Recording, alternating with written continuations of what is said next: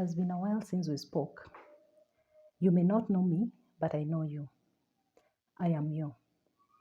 In the wee hours of one Wednesday night in September 2021, my husband lost his battle to COVID-19. He was only 47 years old. He left me, a 36-year-old widow, our children all under the age of 6. The last born, a lactating infant of only 10 months. Immediately after his death was announced, my sisters-in-law shifted. Everything shifted. Attitudes changed. We had visited the in-laws as he sought medical care in the less crowded hospitals of Nakuru. At this point, the COVID-19 Delta variant was ravaging the country, and oxygen was scarce, let alone ICU beds. At the in-laws compound, we were given a jurisdiction. Me and my kids, almost in fear that we would transmit corona to the mourners. Never mind that our COVID-19 test had come back negative.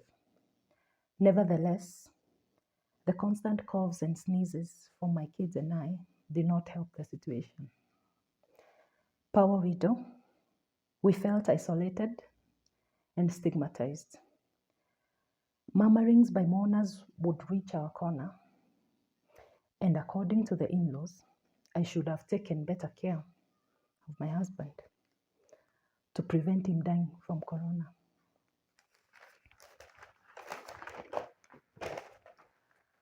Those few words showcased the need to put the blame on somebody. My dear power widows, I know you have been labeled many things, including black widows, like the spider that kills its mate after mating. Power widows, I saw the mean side of humanity where compassion and empathy from close friends was lacking. In an instant, I was treated like a nobody. Why? My husband was dead. After the funeral, my parents and in-laws met to discuss our plight. Mother-in-law informed us that my husband had sold all his land and there was nothing for him or his family in the boma or the household. The only piece of land, 50 by 100, in a different location was a joint ownership between my husband and his mother. We were informed that she would indeed release the small parcel of land to my kids. Power widows, almost a year later, and 2 reminder letters by a lawyer, the land is still not legally ours. Power widows, I know many of you have gone through worse under the hands of so-called in-laws. And mine could be just a mild version of the horror stories that we hear every day. Together with my 3 kids, I decided to forge forward and rent a house so that my kids could go back to school.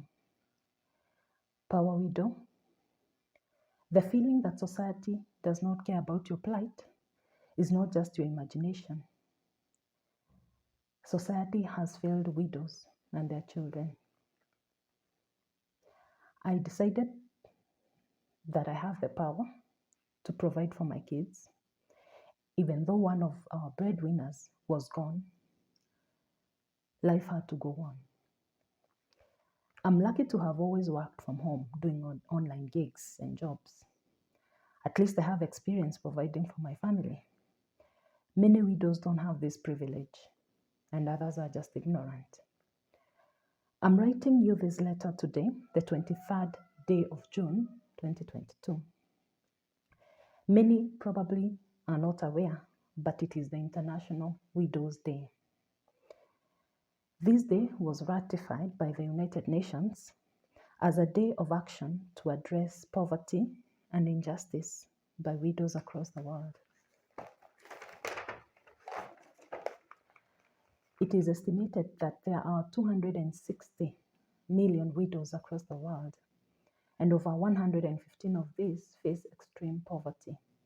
They suffer isolation, stigmatization, and utter neglect. In the Democratic Republic of Congo, 50% of women are widows. Just like me, COVID-19 has produced a crop of widows, young and old, across the globe. The 2022 theme for International Widows Day is Invisible Women, Invisible Problems. Indeed, that's what we have become. Invisible. Power Widow. We have to change this narrative. We cannot remain invisible. Our voices have to be heard. We are not begging for justice. We are rightfully taking our place as members of an equal society. Testing, testing, testing voice. This channel, Power Widow, is your voice. Let us not keep silent. People of goodwill who support widow rights are rising up, and let us join hands together. On this International Day of the Widows, I ask you to be kind to a widow and her children. Let us not create an angry society of widows anymore. We need each other. Visit a needy widow today and smile at her. Engage with her. Engage with her kids.